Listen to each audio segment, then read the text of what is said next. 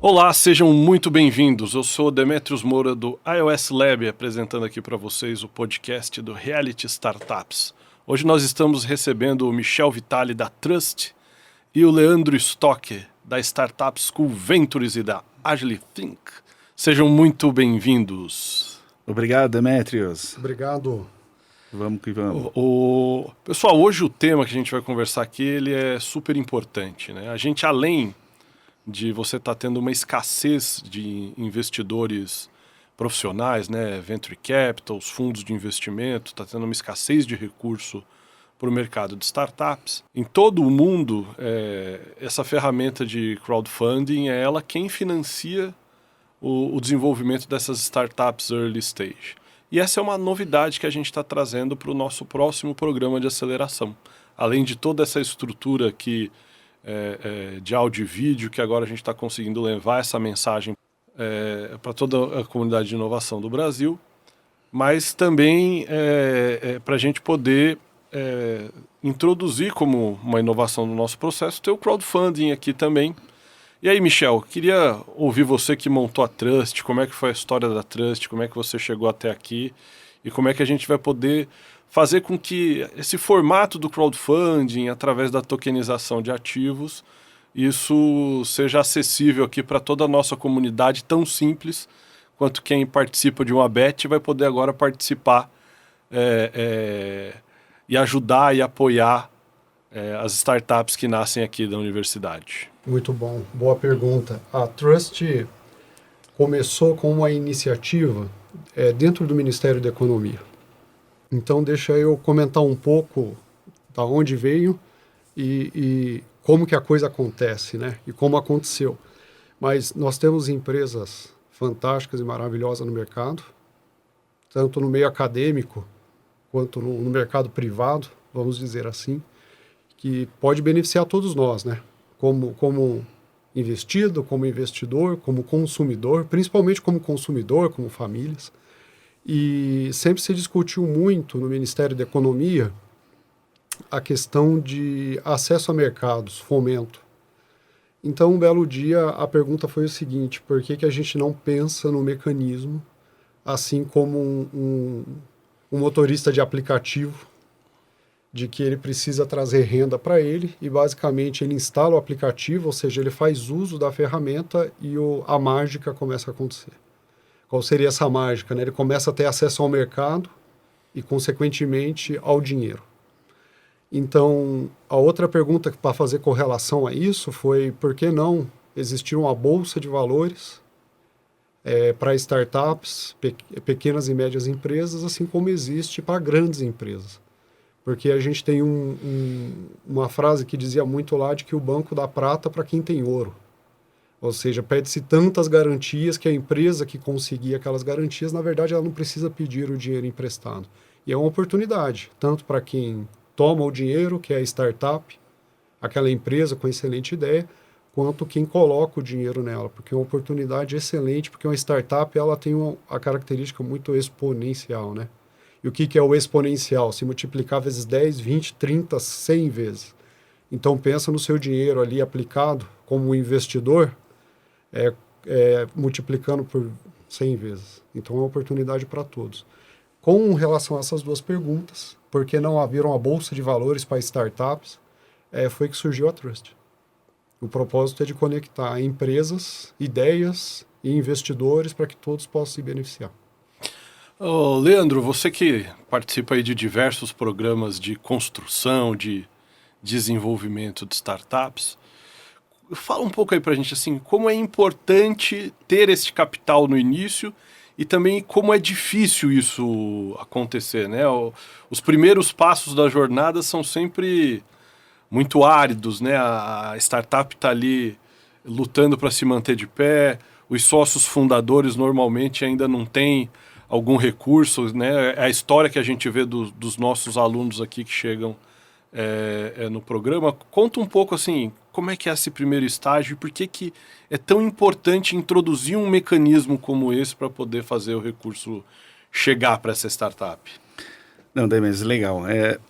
Hoje em dia, empreender no Brasil não é fácil, né? Seja pequena, média, grande empresa. E startup, quando você vem com uma inovação onde o mercado ele não, ainda não está ali preparado para aquela inovação, né? Porque você está chegando com algo muito novo, o pessoal olha, nossa, o que é isso? Para o que eu vou usar, né? É complicado realmente, mas isso precisa ser feito, está sendo feito junto com as universidades, trazendo essas ideias novas para enriquecer, né, nosso mercado, principalmente o mercado brasileiro. Só que qualquer coisa que você precisa fazer precisa de dinheiro, não tem jeito, né? O empreendedor ele vai colocando o seu recurso ao máximo até onde ele pode, né? Muitas das startups acabam parando o seu modelo de negócio por falta de dinheiro, aí pega emprestado com parente, com banco, e aí se endivida todo e não consegue levar a sua ideia que é promissora à frente.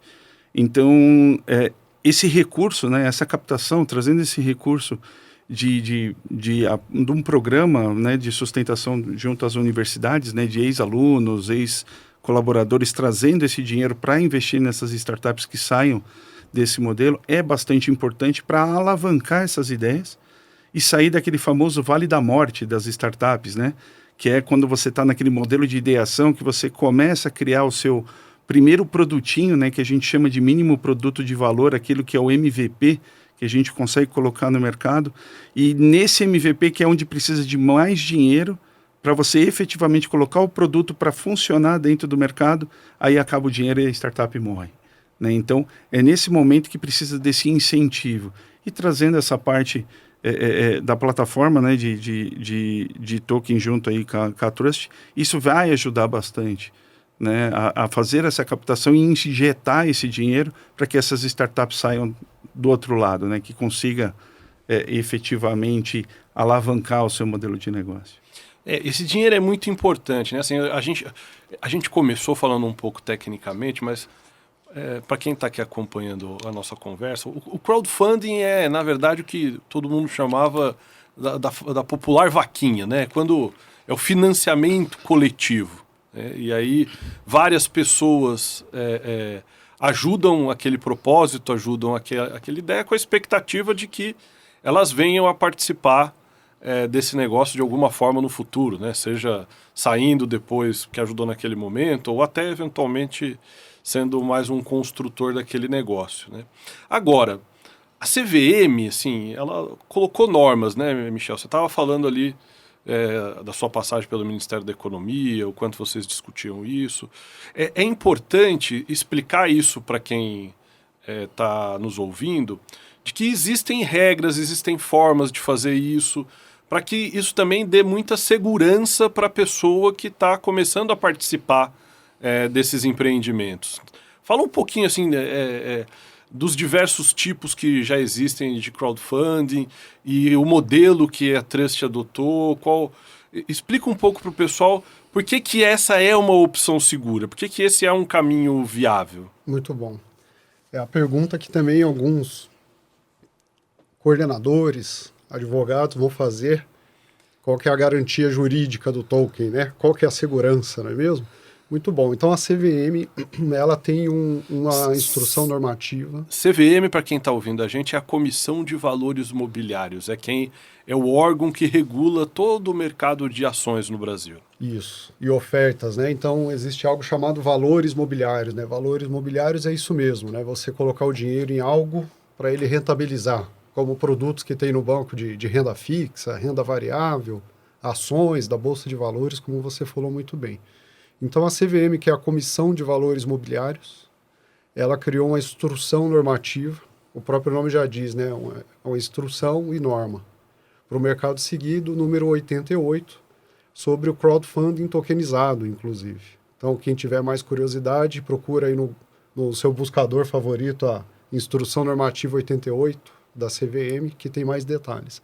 Mas, na prática, ele diz como pode ser ofertado tudo isso. Coloca uma captação lá de 15 milhões, a maneira como você pode fazer publicidade disso e algumas regras de governança. O que são regras de governança? Quem está ofertando, o que vai ser feito com o dinheiro, qual é a responsabilidade, a questão de transparência, se tem rentabilidade ou não prometida. Então, tem uma série de boas práticas, governança é isso, né? Boas práticas. Agora, o que acontece? Como que a Trust trabalha com isso? E o que a gente propõe? Então, vamos falar um pouquinho aqui de crowdfunding, que você definiu muito bem, né? É uma vaquinha virtual, né? Vamos falar desse jeito, para poder trazer esse dinheiro e apoiar as empresas. A Trust surgiu em 2021 com a proposta de transformar a empresa, porque toda startup é uma empresa. Algumas ainda estão na fase de ideia, mas já ela vira um CNPJ. E esse CNPJ a gente propõe que seja uma SA, uma sociedade anônima, ao invés de um CNPJ limitada. E isso traz uma série de vantagens. Porque quando a gente investe numa startup limitada, eu estou alavancando essa startup. E essa palavra alavancar, o dinheiro é bom, que ela significa empurrando para cima, subida, né? Isso, um propulsor, né? Sim. Isso que a gente usa muito o foguete, né? Fazendo decolar. Mas financeiramente falando, o alavancar também tem um aspecto negativo. Nesse caso é criar uma dívida. Então, se a gente pega aqui o Leandro S.A. e coloca 2 milhões de reais nele, a gente está fazendo com que ele comemore, porém, no período aí de 3 anos, ele deve 2 milhões de reais para a gente com juros. Que não é porque o contrato é o seguinte, ou ele vai devolver os 2 milhões, mais um ganho de capital que a gente teve, ou tem uma cláusula lá dizendo que tem que voltar pelo menos o dinheiro atualizado. Então, no mesmo momento que a gente coloca dinheiro na empresa dele, a gente alavancou, ou seja, criou uma dívida para ele. Então, agora ele tem 2 milhões de motivos para acordar todo dia, né, e fazer a coisa acontecer. Tá bem, hein, Leandro? Tô bem, 2 milhões já. Agora, resolve. quando a gente coloca isso numa SA de capital fechado, nós nos tornamos acionistas daquela empresa. Então, a gente literalmente está investindo, está injetando dinheiro. Não necessariamente a gente é dono ou diretor, mas a gente é cotista daquilo. Eu tenho uma cota disso. Então é muito melhor, porque na limitada você está gerando uma dívida para a startup. Quando a startup é SA, não, você está colocando dinheiro nela da mesma maneira que da outra modalidade, porém sem dívida. Você não está falando assim, Leandro SA, estou te colocando 2 milhões de reais, você deve para nós. Quando eu compro a ação, a gente diz assim, Leandro S.A., Leandro Limitada, perdão, agora na outra situação. Leandro S.A., estamos injetando 2 milhões de reais na companhia. E conte conosco, esperamos que dê tudo certo. Nessa modalidade também ele tem direito do S.A., o acionista, a dividendos. E só explicando o que é dividendo, é toda vez que a empresa tem lucro, ela reparte proporcionalmente, depois que ela paga a folha de pagamento, computadores, impostos, etc. e tal, salários, ela divide aquele lucro que está lá na conta entre os acionistas. E hoje no Brasil o dividendo é isento de imposto de renda. Mas isso é muito legal, né? Então quer dizer assim, a pessoa que participa desse negócio, que entra ali para acreditar naquela startup, logo que ela começa a ter resultado, isso chega de volta, né? Então, poxa, isso é muito bacana. Tem né? um retorno, né? Tem um retorno. E é exatamente para isso que serve essa questão do colocar dinheiro, do investir dinheiro em startup. É para ela crescer, se estabilizar, começar a ter os seus rendimentos, né? Começar a vender os seus produtos. Efetivamente, esse dinheiro entra para o caixa e isso se torna dividendo, né? Tem um retorno para o investidor daquele dinheiro inicial. Né, e isso é bastante importante, né? E por isso que é uma modalidade de investimento para ganhos futuros. Mas eu acho, assim, quando a gente está falando desse mercado de startups que estão nesse estágio que a gente está trabalhando, eu acho que é muito importante também, assim, para quem participa, para quem passa a fazer parte daquilo, principalmente o aluno e o ex-aluno, porque a história de sucesso daquela startup passa a ser a história de sucesso da escola onde ele se formou. Você se formou aqui na São Judas, não foi? Exatamente. Eu fiz graduação e minha primeira pós-graduação foi aqui na São Judas. Então já sou velho de casa, vamos dizer dessa forma. Então toda vez que uma startup da comunidade ela alcança sucesso, ela está beneficiando a comunidade como um todo, né? Exatamente, exatamente. Por isso que é importante a gente pegar os modelos efetivamente internacionais, lá, principalmente os americanos, né, que assiste bastante filme, todo mundo vê que o pessoal que é ex-aluno doa bastante dinheiro para a universidade para alavancar e efetivamente alavancar os projetos internos, né, que aqui no Brasil a gente está começando, colocando essas startups dos alunos e professores para funcionar. Então, trazer os ex-alunos para participar, para eles participarem desse processo é bastante importante, porque alavanca a própria universidade que eles mesmos se formaram, né? Então, alavanca o nome da universidade e dos próprios ex-alunos, né? Queira ou não queira, isso ajuda bastante dentro do mercado. De uma certa forma, ele está investindo na própria imagem, né? Exatamente, no seu próprio currículo, né? Na hora que aparece lá, pô, olha só, todo mundo vai pensar, aquela universidade tem um programa fantástico, negócio de startup e não sei o quê, pô, você faz parte, faço. Lançou uma startup que ficou famosa Ficou no famosa, no que mercado. chama de unicórnio, né? Que passa de bilhão, né? De valor, de valuation, né? Que é a partir da valoração da empresa. Então, pô, lá da universidade, lá da universidade, olha aí. Acho que os exemplos que a gente pode dar, por exemplo, o próprio Elon Musk, que hoje todo mundo conhece, o homem mais rico do mundo, ele chegou lá porque ele era dono de uma startup, de meio de pagamento. A própria Apple um dia nasceu na garagem, né, da casa de alguém, né? Na verdade, foi até antes, né? Ela nasceu de uma ideia e depois, quando eles evoluíram um pouco, que foram para a garagem. Olha Exatamente. que interessante. Então, imagine você investindo na Apple na época que ela estava na garagem, o quanto seu dinheiro não estaria valendo hoje. Um multimilionário, com certeza, né? Com certeza. Michel, explica aí pra gente um pouco essa jornada na Trust, como ela pode ser simples para quem quer começar a participar desses negócios, né? Porque tá todo mundo ouvindo e fica assim, tá, mas como eu faço? Como é que eu vou lá? Tem uma quantidade mínima de dinheiro que tem que colocar? Porque a gente às vezes vê um investimento que vem num banco comercial ali no aplicativo, ele fala, não, você tem que colocar no mínimo 10 mil reais. Tem uma quantidade mínima? Quais são os primeiros passos para que ele conheça esses projetos e possa começar a identificar, ver o propósito que ele tem, ver com qual deles ele se conecta, né? Tá, muito bom. Boa pergunta. Então, a plataforma da Trust, ela está estruturada e desenhada como um marketplace de startups. Mas vamos traduzir isso mais ainda, né? Então, você tem um ambiente onde você tem exposto como uma prateleira. Vamos falar desse jeito para ficar bem. Uma prateleira onde você tem lá várias startups penduradas e você escolhe ali qual mais te agrada. E o que significa qual mais te agrada? Ideia, proposta, segmento, que tem startups que tem soluções na área da saúde, tem na área da educação, tem startups na área de tecnologia, tem startup de hardware, de software, de alimento. Então, todo mundo tem a sua tese, né? Por exemplo, a gente está falando de meio ambiente, ou vai falar de alimentação, ou vai falar de startups voltadas para comunicação, que a gente sabe que é uma das profissões e até de perfil mais indicados, né? Ao mesmo tempo que a gente está falando da era da inteligência artificial, a gente sabe que a comunicação, então você tem lá startups de comunicação e às vezes você está alinhado ali com o mercado ou inteligência artificial. E a gente fala, eu, José da Silva, Michel Vitali, gosto de startups de inteligência artificial. Não é porque vai dar mais certo ou mais errado, é a minha aposta, é a minha tese, é onde eu me sinto mais confortável.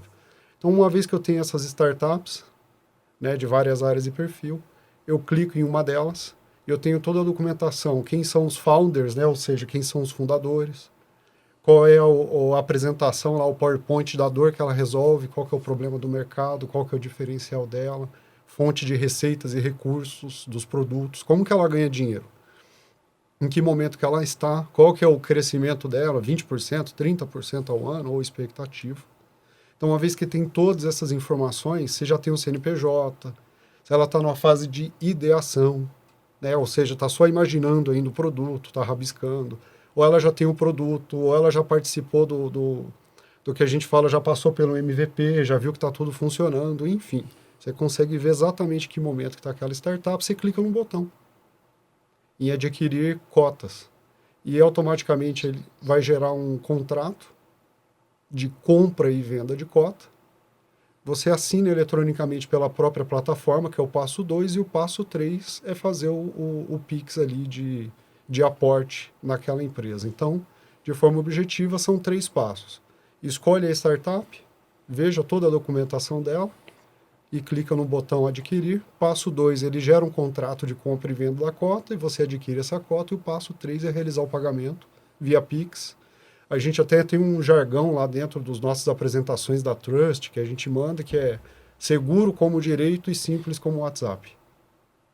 A gente costuma falar muito desse jeito, sabe? E tem um valor mínimo? Porque eu tô aqui, assim, a gente está falando, o nosso público, a maior parte é a comunidade de estudantes universitários, a gente tem alguns ex-alunos que nos assistem, algumas empresas, mas aquele aluno ali que ele olha, ele está vendo assim vários dos seus colegas desenvolvendo uma solução agora, nesse momento.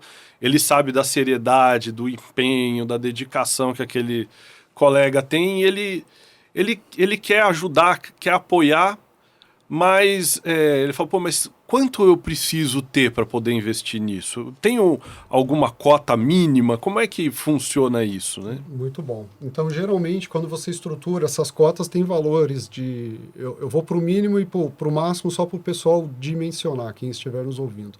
Mas você tem cota de 50 centavos, a cota de R$20, por exemplo. Então, você veja que é bem acessível. O que pode acontecer, por exemplo, a gente ter cotas de R$1, vamos usar esse exercício. Mas você só pode adquirir a partir de 200 cotas, ou de 100 cotas, ou de 50 cotas. Ou seja, cabe no bolso de todo mundo. Todo mundo agora vai ter oportunidade de investir e ser investido. Então, eu acho isso a coisa mais bacana. E tem uma metodologia que a gente está aplicando que é muito legal. Que, às vezes, você... Lembra que eu falei agora aqui alguns minutos atrás, né? A Trust é uma plataforma onde você tem diversas startups.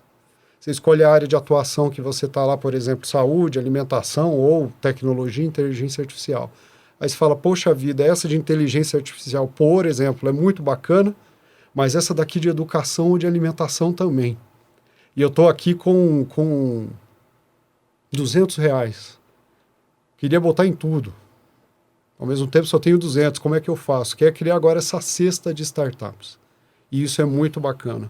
Então, você poder investir naquela cesta de startup, onde tem lá 20, 30 delas, ou 5 delas, e o seu dinheiro automaticamente agora está sendo investido na cesta. As startups que estão dentro da cesta vai receber esse recurso, e automaticamente agora você tem proporções de cada uma dessas startups. É uma maneira muito legal também, com os mesmos R$200, ou com os R$50, ou com os R$30. Não, muito legal, né? Então, isso também dá para quem está colocando o recurso uma segurança de que esse recurso vai voltar de alguma forma, né? Quando você compartilha ali, você não coloca só em um projeto, né? Você coloca Exato. em 20, você tem mais chance que pelo menos um dos 20 ali Dê certo, chegue na fase de escala e que dê certo. É uma forma de você não... É o que a gente chama de mitigação, né? Vai diluir, né? Vai diluir o risco. Exatamente. Perfeito. E uma coisa assim que é importante a gente falar antes da gente chegar aí nas considerações finais é essa questão do token, porque o token é uma coisa que está na moda, todo mundo fala, mas tem muita gente que não conhece o que ele é tecnologicamente. E quais as vantagens de utilizar uma ferramenta dessa forma para quem está participando, para quem está se colocando? Por que o token tem essa relevância e traz esse conceito assim de melhor competitividade para o nosso programa? Muito bom. Excelente pergunta. Hoje está muito na moda essa questão de tokenização. Então, eu vou responder essa pergunta de 2 formas. A Trust, ela foca muito num passo antes da tokenização e num passo depois da tokenização. Então, deixa eu explicar de uma maneira bem simples. O passo antes de tokenizar é a estruturação financeira e jurídica disso. Quais são os direitos e deveres que eu, como investidor, tenho quando adquiro essa cota digital? Vamos chamar esse token de cota digital e aí eu vou explicar tecnologicamente como ele nasce, como que a mágica acontece. E também a estruturação financeira. Quais são os números, por que essa startup tem aquele valor, onde o dinheiro vai ser aplicado, etc. e tal. Então, estou simplificando, tem muitos pontos envolvidos, mas a gente resolve tudo isso, é o nosso papel. Então, uma vez que está feita a estruturação financeira e jurídica do token, aí a gente vai para tokenização, ou a digitalização daquela cota. E esse token, ele traz no DNA dele tudo isso que a gente falou agora, esses números e esses direitos e deveres. É um certificado digital. Vamos chamar tecnologicamente, eu gosto muito de chamar o token de envelope digital. Um envelope digital. Exatamente. A gente pode colocar ali dentro o que a gente desejar. Aí eu vou abrir um parênteses, porque a gente está no ambiente acadêmico, é muito legal. A gente facilita para a turma, mas quando pode dificultar um pouquinho, a gente dificulta também, né? Não pode ser tão mamão com açúcar assim. Mas tem um conceito chamado GIGO em blockchain, que é G-I-G-O. Significa Garbage In, Garbage Out. Garbage é lixo. Ou seja, se não estruturar de maneira correta, o token a gente acabou de aprender que é o envelope. Ou seja, a gente pode colocar qualquer coisa dentro dele. Se a gente colocar coisa boa, ele vai devolver coisa boa digitalizada. Se a gente colocar coisa ruim, ele vai devolver coisa ruim digitalizada.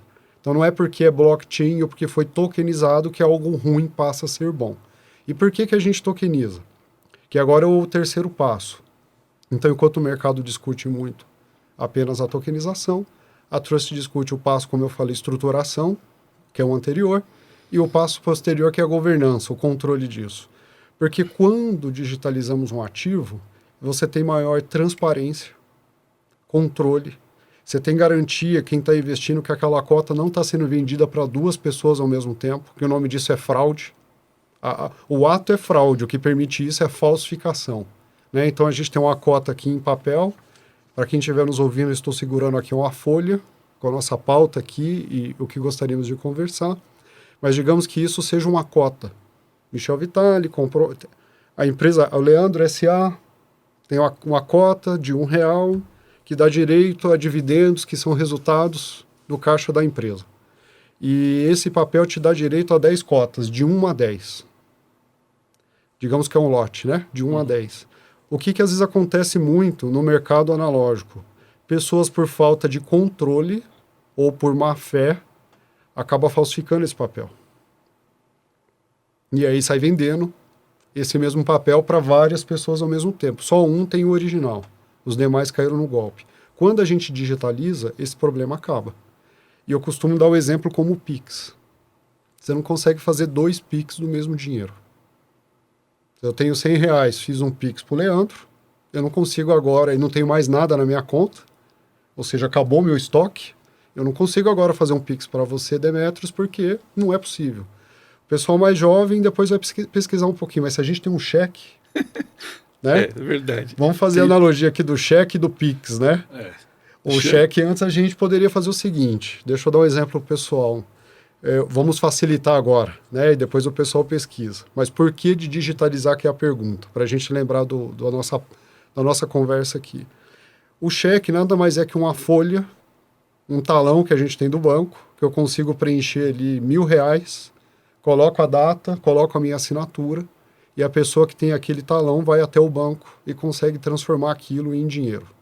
Né? Sai o dinheiro da minha conta e vai para a pessoa, e o banco segura aquele talão ali e está pago a minha dívida. Só que isso é, como eu disse, é um talão, é um papel. Usava-se muito antigamente, né? Como os incas, maias e astecas faziam, né?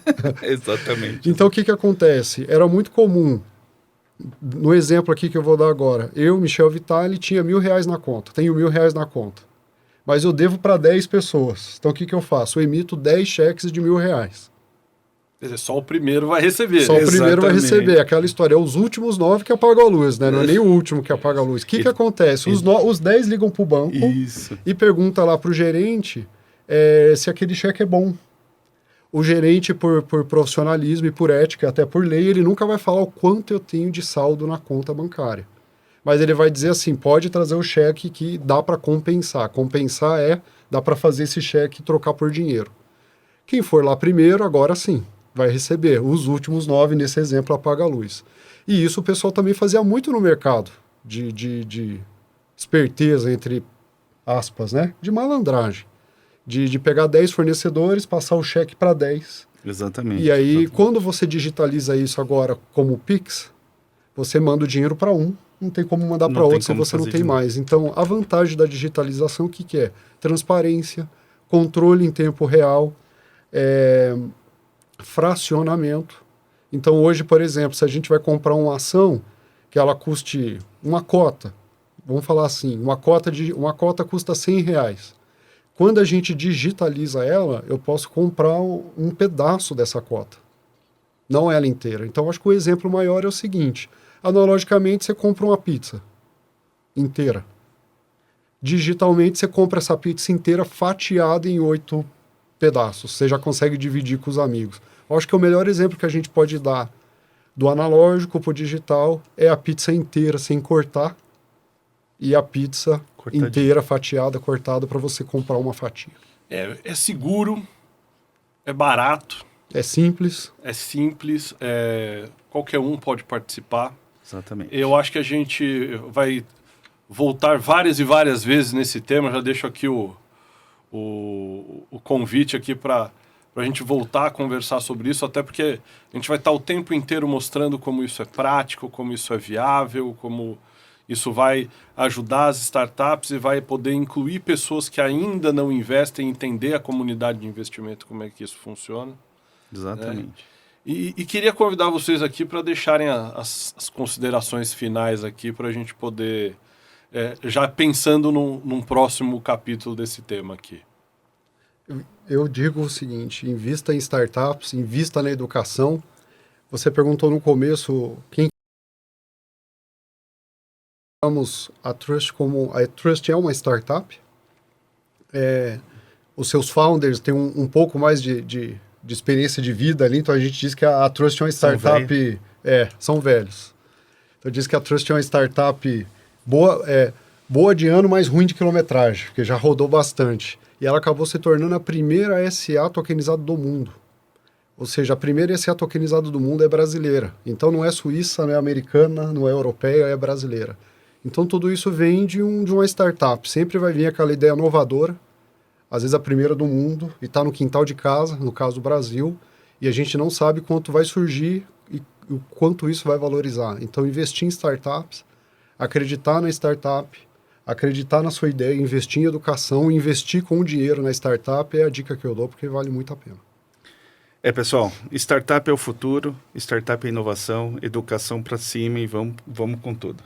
É isso. Muito obrigado, Michel. Muito obrigado, Leandro. Já deixo aqui o convite para mais uma vez a gente poder falar desse tema que é interessantíssimo e da gente poder levar essa oportunidade para todos que estão acompanhando o nosso trabalho. Aqui embaixo vai estar passando nossos links de redes sociais. Acompanhe as nossas redes para poder continuar com essa discussão conosco. Muito obrigado, pessoal. Valeu. Um abraço.